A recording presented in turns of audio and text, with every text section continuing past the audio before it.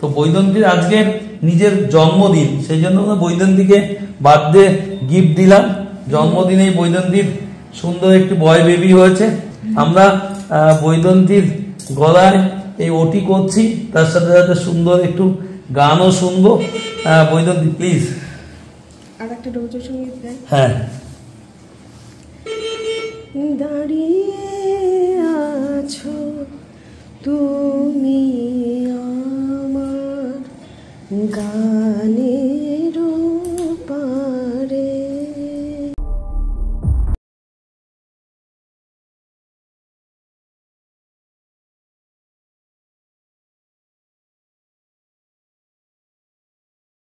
Shri Krishna Govinda